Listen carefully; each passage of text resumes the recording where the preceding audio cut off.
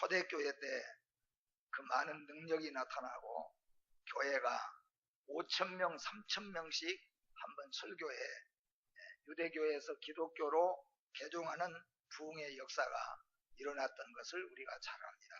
그리고 교회 때가 얼마나 힘있는 교회로서 부흥하고 또 성장해 갔던 것인가 하는 것도 우리가 잘 들어서 알고 있습니다. 그러나 교회 때마다, 시대 때마다 교회 안에는 무서운 이단의 종자들이 나타나서 교회를 어지럽게 하고 힘들게 하는 것은 지금 이때만이 아니라 예수님이 계셨던 때도, 그리고 예수님의 사랑하는 제자들과 사도들이 교회를 섬겨가는 교회 시대의 첫 막에서도 이런 많은 이단의 악한 것들이 일어나서 교회를 흐리게 하는 것들을 볼 수가 있습니다.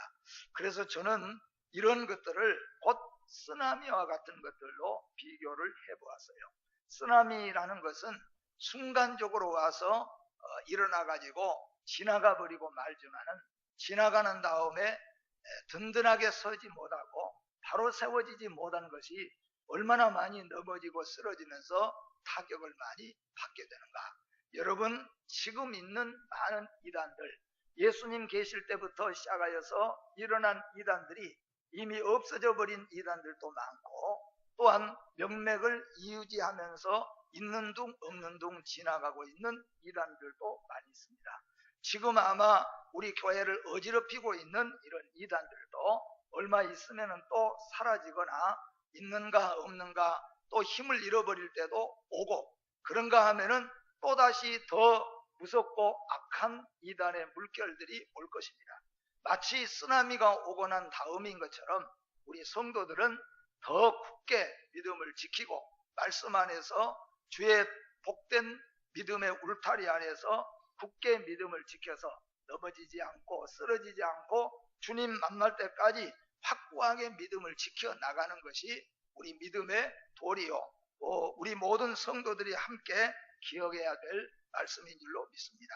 여러분이 잘 아시는 것처럼 고린도 교회는 남다른 교회 이상으로 부흥이 일어났습니다. 얼마나 많은 교인들이 예수 그리스도 안에 돌아왔는가. 그리고 고린도 교회는 이방에 세워진 교회였지만은 힘 있는 교회, 능력 있는 교회, 풍성한 교회로 사람들에게 평가를 받았습니다. 그 고린도 교회 안에는 수많은 은사를 받은 사람들이 많이 있었습니다. 신유의 은사, 방언의 은사, 예언의 은사, 통역의 은사. 그리고 고린도 교회는 우리가 잘 아는 것처럼 특별히 사람들을 많이 가르칠 수 있는 교사들도 아주 풍성한 교회가 고린도 교회였습니다. 고린도 교회는 방언을 하는 사람들이 엄청 많았고 예언을 하고 통역하는 사람들도 많이 있었고, 그리고 하나님 말씀을 잘 가르칠 수 있는 재능을 가진 사람들도 얼마나 많이 있었습니까? 그러나 이런 교회이지만은 또 한 면에서는 이런 교회에 분쟁이 일어났다는 겁니다. 또 분쟁이 일어났는가 하면은 교만과 자만한 자들에 의해서 교회가 나눠지게 되는 어려움도 또한 겪게 되어졌습니다.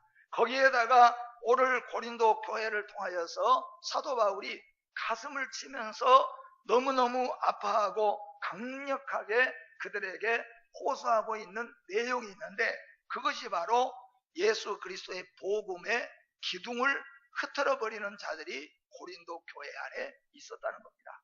교회 안에는 다 교회를 위하고 주님을 위하고 하나님의 나라를 위한 자들만 있어야 되는데, 이렇게 능력 있고 풍성한 고린도 교회에 일부 몇 사람 가운데서는 거짓된 교인들이 있어가지고 그들이 교인들이 좀 열심히 내려고 하면은 옆에 와가지고 부활을 부인하는 겁니다. 너 부활 진짜 믿나? 믿지요? 네가 부활하신 예수 본 적 있어? 아니, 본 적은 없지만 근데 어떻게 믿어? 하면서 그들의 부활의 믿음을 자꾸 흔들어 놓는다는 겁니다. 이런 자들이 고린도 교회에 있었다는 겁니다.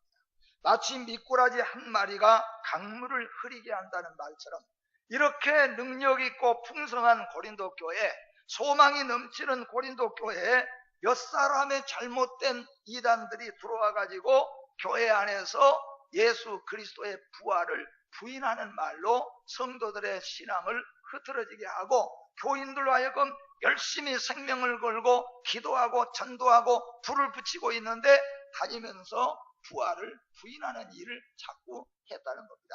그래서 오늘 사도 바울은 고린도 교회에다가 생명을 걸고 이 말씀으로 호소하고 있는 내용입니다. 그래서 이 말씀을 여러분들과 제가 함께 보면서 저는 이 말씀을 두 단원으로 나누어 가지고 말씀을 드리려고 하는데, 첫 번째는 뭐냐면은 고린도 교회의 일부 교인이라는 자들 가운데서 부활이 없다고 말하는 그 자들에게 사도 바울이 부활이 만약에 없다면은 어떤 현상이 일어났겠느냐 하는 것을 사도 바울이 오늘 본문에서 말씀하고 있기 때문에 그 말씀을 잠깐 드리고, 두 번째는 뭐냐 하면은 우리 주 예수 그리스도가 십자가에 죽으시고 죽으신 지 사흘 만에 부활하신 것이 분명하게 확실하게 나타나고 믿어진다고 한다면은 이 부활은 우리에게 어떤 영향이 있을 것인가 하는 것에 대해서 사도 바울이 오늘 성경 가운데 말씀하신 그대로 오늘 여러분들과 제가 함께 은혜를 나누면서 여러분과 저는 한 사람도 우리 교회 안에는 혹 고린도 교회 일부 성도들처럼 부활이 정말로 있을까? 예수님이 십자가에서 정말로 내 죄를 위해서 죽었을까? 의심하는 자들이 한 사람도 없기를 주의 이름으로 축복합니다. 그래서 오늘 모든 성도 여러분 저와 함께 예수 그리스도 안에 사시다가 예수 그리스도의 이름으로 영원한 천국에 임하시게 되어지기를 주의 이름으로 축복합니다. 첫 번째로, 만약에 고린도 교회 어떤 사람들이 말하는 것처럼 예수 그리스도의 부활이 없다면 어떻게 될 것인가? 그래서 오늘 본문에 그렇다면 그리스도께서도 다시 살지 못하셨으리라 13절과 16절 이어서 바울은 두 번이나 강조적으로 오늘 강조하고 있는 것을 볼 수가 있습니다. 그래서 어떤 이들의 말처럼 그리스도께서 다시 살리심을 받지 못하셨다면 생명을 조금 더 귀한 것으로 여기지 아니하고 하나님의 은혜의 복음을 증거했던 사도들은 다 거짓 증인이 되어야 될 것이다 그랬습니다. 쉽게 말하면은 일부 고린도 교회 교인들 가운데서 말하는 사람들처럼 예수님이 십자가에 죽으신 것을 부인하거나 예수님이 십자가에 죽으셨다가 사흘 만에 다시 살아나는 것을 믿지 못하거나 그것을 안 믿는 자가 있다고 한다면은, 만약에 그렇게 되었다고 한다면은, 첫째로 만일 그리스도의 부활이 없다면은 뭐야? 제자들과 사도들은 다 사기꾼이라, 거짓말쟁이라. 왜냐? 오늘 성경에 말씀했잖아요. 왜냐하면은 하나님께서 예수를 보내시고 예수는 십자가에서 우리 죄짐을 위해서 죽으시고 그리고 사흘 만에 살아나셨다는 것을 제자들이 열심히 증거하고 사도들이 열심히 그것을 지금 증거하고 있기 때문에, 만약에 그리스도의 부활이 없다면은 이 지금까지 전한 사도들, 모든 사도들의 증언은 다 거짓이 될 것이다. 다 사기고 다 조작극이 되어버리고 말 것이라는 것입니다. 세상 사람들은 때때로 돈을 위하여 거짓말을 할 수 있지만은 부활하신 예수님을 본 사도들은 일부러 자기의 모든 재산과 생명을 내어 걸면서 허비하면서 거짓말을 할 리가 없다는 것이에요. 여러분이 잘 아시는 것처럼 예수님이 다시 사셨습니다. 이것 때문에 놀란 군병들은, 지키던 수직원들은 다 제사장들에게 쫓아가서 보고했습니다. 큰일 났습니다. 예수님이 다시 살아나셨습니다. 그가 일어나서 무덤 문을 열고 그리고 그가 나와서 가는 것을 우리가 보게 됐습니다. 그때 대제사장들은 돈을 얼마 줬는지 모르지만은 다 돈을 그래도 넉넉하게 나눠주면서 너희들 수직하다가 사람 놓쳤으니까 너희들 죽어야 마땅하지만 절대 죽이지 않고 돈을 줄 테니까 그 대신 너희가 할 일이 있다. 그게 뭐냐 하면은 돌아다니면서 이렇게 말을 해라. 그리고 그 수직하던 사람들에게 다 똑같이 입을 맞췄어요. 어떻게 맞췄냐 하면은 우리가 너무 피곤해가지고 졸 때, 그럴 때 제자들이 와가지고 돌문을 꺼내가지고 예수님의 시신을 가지고 훔쳐가지고 도망가 버렸습니다. 그리고 지금 제자들이 저렇게 살았다고, 예수님이 살아났다고 그렇게 지금 하고 다닙니다. 다 그렇게 하고 다니라. 오늘 같으면 식당이든지 어디든지 다니면서 그렇게 전하라고 했습니다. 그런데 돈을 받고 거짓말을 전한 자들은 순교했단 말이 하나도 없어요. 거기에서 다 순교하고 거짓말 전하는 자들이 없습니다. 그런데 여러분, 늘 말씀을 드린 것처럼 아예 가룟 유다는 처음부터 배신자였지만은 나머지 사도 요한은 요한계시록을 기록하도록 우리 주님이 놔두시고 나머지 모든 제자들은 한 사람도 빠짐없이 죽음 앞에서 두려워하지 않고 무서워하지 않고, 혹은 그러잖아요. 우리처럼 소심한 사람, 우리처럼 생명을 너무 자기 생명을 사랑하는 사람은 그 고통 속에서 죽어가는 죽음 앞에서는 잠깐 거짓말을 할 수도 있겠잖아요. 살아나기 위해서는. 그런데 예수님의 모든 제자들, 사도들은 한 사람도 빠짐없이 극악한 순교의 길을 갔습니다. 톱으로 켜서 죽인 자들도 있고, 불에다 태워서 죽인 자들도 있고, 뜨거운 불 감아 기름에 튀김, 여러분 튀김 잡술 때마다 생각해 보세요. 그렇게 튀겨서 죽여가는 제자들도 있었고, 손에서부터 껍질을 벗기면서 죽이는 제자들도 있었고, 그렇게 많은, 그렇게 죽여가는데 그 죽음이 두렵고 무섭기 때문에 거짓말이지만은 그래요, 예수님 사신 걸 내가 못 봤다고 할 테니까 살려주세요라고 한 사람이라도 나올 만도 한데, 예수님의 모든 제자들은 한 사람도 빠짐없이 순교의 길을 갔습니다. 어떤 어리석고 미련한 사람들이 거짓말을 통하여서 도대체 예수님에게 돈을 받았으면 얼마나 받았고 명예 권세를 얻었으면 얼마나 얻건데 그들이 더 많이 살 수 있고 더 오래 살 수 있는데 그런 극악한 순교의 길을 갈 수가 있다. 제자들은 예수님의 부활을 확신하고 살았기 때문에 여러분과 저의 믿음이 되어지기를 주의 이름으로 축복합니다. 그런데 사도 바울은, 그런데 고린도 교회에 잘못된 자들이 부활이 없다고, 예수 부활 못했다고 한다면은 이렇게 생명을 걸어가면서 복음을 전하는 제자들은, 사도들은 다 거짓말쟁이가 되고 말 것이라. 두 번째로, 만일 그리스도께서 다시 살리심을 받지 못했다고 한다면은 우리의 믿음이 헛되며 어리석으며 아무런 가치가 없는 믿음이 될 것이다. 성경의 믿음은 금보다 귀하고 믿음은 보배보다 귀한 진짜 보배라고 말했습니다. 믿음은 우리의 생명보다 귀한 것임을 믿으시기를 바랍니다. 이 믿음으로 구원받고 이 믿음으로 하나님의 자녀가 되고 이 믿음으로 천국 가기 때문이에요. 그런데 여러분과 제가 갖고 있는 이 믿음, 주님으로부터 선물로 받은 이 믿음이 예수 그리스도의 부활이 없다면은 우리의 믿음은 헛된 것이고 아무런 가치가 없는 것이 되어버린다. 아무런 가치가 없는 것이 되어버린다. 가끔은 어떤 사람은 시기와 날짜가 지나가 버린 그런 무슨 상품권이나 복권이나 이용권을 가지고 있다가 가서 보니까 날짜가 지나서 들어갈 수가 없거나 가질 수가 없을 때 그게 양말 하나라든가 수건 하나 바꾼다면 모르지만 그게 큰 상품을 교환할 수 있거나 그런 거라면 얼마나 이게 억울한 일입니까? 헛된 거야, 헛된. 만약에 예수 그리스도의 부활이 없다면은 여러분의 믿음은 다 헛된 믿음입니다. 새벽기도 그거 할 필요 없습니다. 주일 잘 지킬 필요도 없습니다. 11조도 할 필요도 없습니다. 수고도 할 필요 없습니다. 그냥 우리도 종교 중에 하나로 그냥 가지고 있을 뿐이지 예 쓰면서 새벽 기도하거나 고생 수고 할 필요 없어요. 세상 말로 다 헛짓거리가 되어버리고 만다는 거예요. 그러나 여러분, 예수 그리스도의 부활을 믿는다고 한다면은 이 세상에 가장 귀한 것이 이 믿음인 줄로 믿습니다. 복음의 핵심이 있습니다. 복음의 핵심은 크게 말하면은 예수 그리스도의 성육신하심과 그리고 예수 그리스도의 십자가의 죽으심과 그리고 예수 그리스도의 부활하심과 그리고 예수 그리스도의 다시 오실 재림의 사건이요, 그리고 마지막 심판. 물론 이 전에 두 가지 말씀을 드린다면 하나님의 창조하심과 우리 인간의 타락입니다.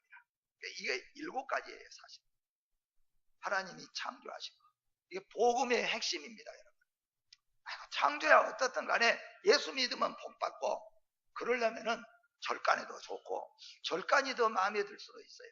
왜 그러냐면은 더 공기도 좋고 더 좋잖아요. 사실상은 산나물이나 이런 것도 좋고 말이에요. 예수의 부활이 아니라면, 예수 그리스도의 십자가가 아니라면, 창조를 빼버린다면은 우리가 곧 하나님만 믿을 필요가 없어요. 그러나 창조자는 오직 유일하신 하나님 한 분이신 걸 믿으시길 바랍니다. 우리 인간의 타락, 하나님은 우리를 영원한 하나님의 형상으로 만드셨지만은 인간의 타락으로 죄가 오고 사망이 오고 고난과 고통이 이 세상에 와서 이 죽음의 권세를 이길 자가 아무도 없어요. 그래서 우리 하나님께서는 독생하신 아들 죄 없인 예수 그리스도를 세상에 성육신 하시게 하셨다는 거예요. 성육신 하신 예수님이 여러분과 저희가 모든 과거와 현재와 미래를 다 죄를 짊어지고 십자가에 죽으시고, 죽으신 다음에 예수님이 부활하신 거예요. 부활하신 예수님은 하늘로 승천하시고, 승천하실 때 약속했습니다. 너희들이 본 가운데서 올라간 그대로 오리라. 다른 것은 하나 뭡니까? 예수님이 올라갈 때는 한정된 인원들, 500여 명의 성도들이 지켜보는 가운데 올라갔어요. 그러나 성경에 보니까 다시 오실 예수님은 살아있는 자와 심지어는 죽어서 무덤에 있는 자들까지도 온 인류가 보는 가운데서 재림하신다고 약속하셨어요. 그리고는 뭐예요? 심판이 있습니다. 이게 복음의 핵심입니다. 이거 어느 거 하나를 부인하거나 믿지 못한다면은 그거는 온전한 믿음이 아니라는 것입니다. 그리스도께서 다시 만약에 살리심을 받지 못하였다면은 너희가 여전히 죄 가운데 있을 것이오라고 17절에 말합니다. 만약에 여러분, 예수님이 우리 죄짐을 지시고 십자가에서 죽으셨습니다. 보혈의 피를 흘리고 죽으셨습니다. 그런데 죽으신 예수님이 다시 살아나신 이 사실이 고린도 교회 그 몇 사람 악한 무리들이 말하는 것처럼 예수가 다시 사심이 없었다고 한다면은 우리의 죄짐은 사해질 이유가 없어요. 여전히 우리는 죄인이고, 여전히 예수 안에 있는 사람들도 죄가 사함받지 못하니까 죄인으로 멸망할 수밖에 없어요. 그런데 여러분, 예수님이 십자가에 죽으신 것은 우리의 죄와 허물로 죽으셨고, 예수님이 다시 부활하신 것은 우리에게 의를 주시기 위해서, 우리에게 영원한 생명을 주시기 위해서 부활하신 것을 믿으시기를 바랍니다. 그러므로 예수님의 부활은 우리 성도에게 영원한 생명을 주고 우리 성도를 의의 자식으로, 의인으로 세워주시기 위해서 예수님이 부활하셨다고 말씀합니다. 마지막 네 번째로, 만일 그리스도께서 다시 살리심을 받지 못했다면 부활이 없으니 죽은 자들이 다시 살아나지 못하며 그리스도 안에서 이미 죽은 성도들은 아주 남은 것이라. 우리가 가장 불쌍한 자일 것이라. 근데 사실 우리는 별로 불쌍하지 않죠. 사실 제일 불쌍한 자들은 뭐예요? 예수님의 제자들, 또 이 땅의 복음을 위해서 죽어갔던 사람들. 제가 늘 말씀하지만 우리의 생명이 조금 더 살기 위해서 얼마나 우리가 힘쓰고 노력합니까? 어떤 사람은 40년 동안 거기에 몸담고 살아서 연금을, 이제 말하자면 은퇴금을 받고 나온 것을 가지고 수술하고 조금 더 사는데 그걸 다 바쳐가지고 수술하고 삽니다. 우리가 조금 더 생명을 더 연장시키기 위해서 별별 짓을 다 하고 사실상은 살 때도 많잖아요.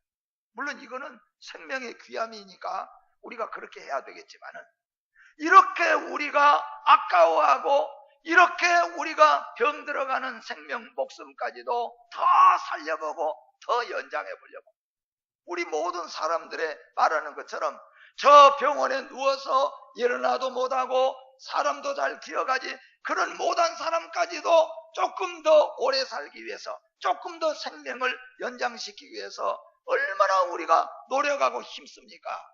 그런데 여러분, 이런 어리석고 미련한 사람들이, 건강한 사람들이 말 한마디만 하면은, 거짓말 한마디만 하면은 더 살아갈 수 있고 더 부귀 영화를 누릴 수 있는데, 우리 그리스도인들 가운데서, 복음을 전한 그리스도인들 가운데서는 예수 그리스도가 다시 사신 것을 증거하기 위해서 그들이 이와 같이 하나밖에 없는 생명을 던져버리고 진리를 그들이 증거하는 자들이 있다, 그런 말씀이에요. 그러면은 만약에 그리스도의 부활이 없다면은 이 세상에서 가장 불쌍한 자들이 그들일 것이라고 말합니다. 그리고 가장 어리석은 자들이 영원한 생명을 얻겠다고, 영원한 주님을 의지하고 우리 죄를 씻겠다고 새벽에도 나와서 울고 기도하고 주일이면 매주 교회에 나와서 예배드리고 찬송한 그리스도인들, 기독교인들은 만약에 부활이 없다면 가장 어리석고 미련한 자들이죠. 만약에 그런다면, 부활이 없다면 솔직하게 말해서 돼지 머리에다가 절한 놈이 더 낫죠. 그러지 않겠어요? 그건 나쁠 것이 없어요. 그거라도 해야지요. 그런데 여러분, 우리는 죽는다고 할지라도 그렇게 할 수 없는 것은, 하나님은 살아계신 하나님, 예수 그리스도께서는 죽은 자 가운데서 다시 살아나셨기 때문입니다. 그렇기 때문에 우리는 생명을 걸고 그까짓 거 한번 우상 앞에 절해버리면 살 것인데, 왜 미련하게 다니엘은 풀 속에까지 들어가면서, 사자굴 속에까지 들어가면서 믿음을 지켜야 되냐는 거예요.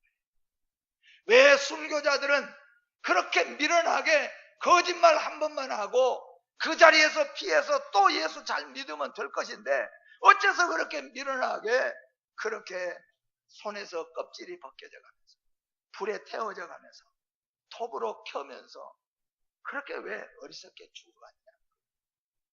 이유가 뭡니까? 우리 주 예수 그리스도가 다시 사셨기 때문이다. 그리고 두 번째로, 이 그리스도는 부활의 첫 열매가 되셨습니다. 첫 열매란 부활의 대표성을 의미합니다. 제가 늘 말씀하잖아요. 성경은 대표성을 가진다. 예수 그리스도의 부활은 그에게 속해 있는 모든 성도들, 다르게 말하면 그를 구주로 믿는 모든 자들의 부활의 첫 열매가 되셨다고 말씀합니다. 제가 생각하는 예로는 이 예가 제일 좋은 것 같으니까 또 말씀을 드리는데, 어린아이 출산한 것들 말씀하잖아요. 어린아이를 출산할 때 물론 거꾸로 발부터 나오는 애들도 있지만은 보편적으로는 제일 먼저 뭐가 나오던가요? 머리가 쑥 나오잖아요. 머리가 쑥 나올 때 팔이 있습니까? 다리가 있습니까? 배꼽이 있습니까? 아무것도 없어요. 그래도 우리 가운데 그 누구도 한 사람도 어머 이 얘기는 머리밖에 없네, 그렇게 말한 사람이 없어요. 만약에 그런 사람이 있다면 그 사람은 병원에를 좀 보내야 될 거예요. 그렇게 말한 사람이 없어요. 왜 그렇습니까? 머리가 나타나는 것은 곧 이어서 팔과 다리, 어깨, 배꼽 모든 것들이 다 이어서 나올 것을 알고 있는 거예요. 머리가 이미 보여지는 것은 곧 이어서 팔다리가 따라 나온다는 것을 다 알고 있고 믿고 있기 때문인 거예요.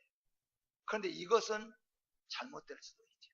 팔이 없는 아이가 있을 수도 있고 다리가 없는 아이들도 있을 수도 있어요. 그런데 여러분, 예수의 부활은 우리의 부활의 첫 열매가 되십니다. 예수님이 부활하신 것은 그에게 속해 있는 우리 모든 사람들은 예수를 중심으로, 예수는 머리고 우리는 다 몸이에요. 한 유기체예요. 떨어진 법이 없어요.